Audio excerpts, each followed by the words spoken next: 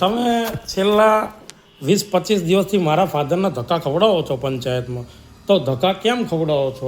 એના તમારો કોઈ પરિપત્ર છે? સહી સિક્કા નહીં કરીએ પણ તમારા સત્તામાં આવે છે, એનું આધાર કાર્ડ છે, ચૂંટણી કાર્ડ છે, રેશન કાર્ડ છે, લાઇટ બિલ છે, તેમ છતાં તમે 1 મહિનાથી મારા ફાધરના ધક્કા કેમ ખવડાવો છો? આની સિવાય આની પહેલાં સરપંચશ્રીએ મારા ફાધરને 1 મહિનાથી 45 દિવસ સુધી ધક્કા ખવડાયેલા છે, એ દાખલો પડ્યો છે. તો પુરાવા પૂરતા હોવા છતાં તમે ધક્કો કેમ ખવડાવો છો? એનું તમે મને કારણ બતાવો. પહેલાં તો આ બેન છે કે આપણા ગામના છે નહીં, એમના જ્યાં નેટિવ હોય ને ત્યાં એનો જાતિનો દાખલો નીકળે. ક્યાંથી? એમનું પિયર હોય ત્યાંથી જાતિનો દાખલો. પણ બેન એ તાલુકા વિકાસ અધિકારીને જોવાનું છે બેન, તમારે નથી જોવાનું.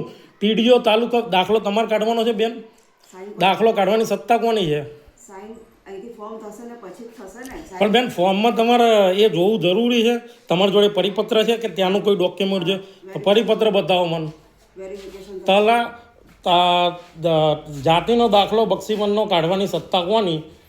તાલુકા વિકાસ અધિકારીની, ટીડીઓની, બરાબર? એ તમારી સત્તામાં આવતું નથી. તમારા ડોક્યુમેન્ટ શું જોવાના? ચૂંટણી card, Aadhaar card, ration card, light bill, document પૂરતા છે, છતાં તમે મહિનાથી મારા ફાધરના કેમ પાછળ? તમે કીધું સોગંદનામું લાવો, સોગંદનામું કરી દીધું, તેમ છતાં તમે ધક્કા કેમ ખવડાવો છો?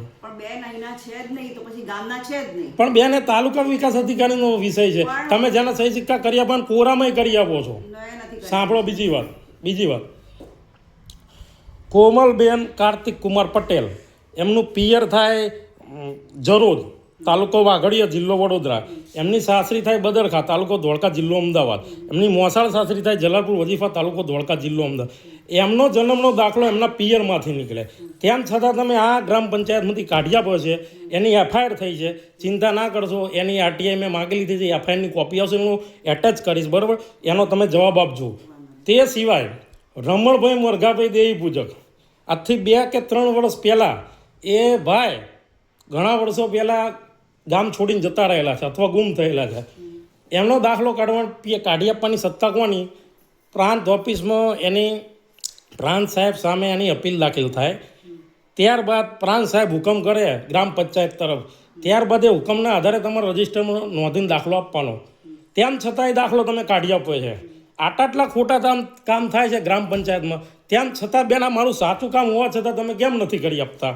તમે મને ના થયું હોય તો લેખિતમાં આપો કે એમના પિયરમાંથી નીકળશે, અહીંથી નહીં નીકળે. એટલે બેન મારે તમારી જોડે કોઈ ચર્ચા કરવાની રહેતી નથી પછી, બરાબર? અને તમે મને એવું લેખિતમાં આપી દો કે આ દાખલો અહીંયા જલાલપુર વજીફા ગ્રામ પંચાયતમાંથી નહીં નીકળે, એમના પિયરમાંથી નીકળશે, બરાબર? બેન લવ મેરેજ કરેલા તો ડોક્યુમેન્ટ ક્યાંથી લાવવાના?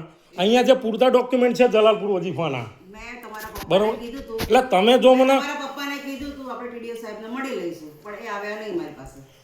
બેન પણ તમે મને લેખિતમાં આપી દો ને, કંઈ નહીં.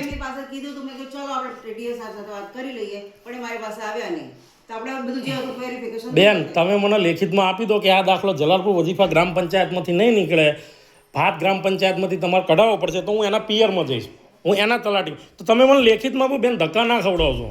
તમે જાતિવાદ કરો છો, તમે જાતિવાદ કરો છો બેન.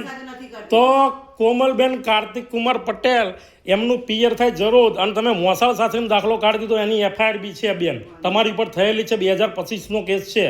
આની પહેલાં બી સરપંચશ્રીને તમે 1.5 મહિના પાછળ ફેરવા, એટલે સરપંચશ્રીને તમે જાતિવાદ કરો છો.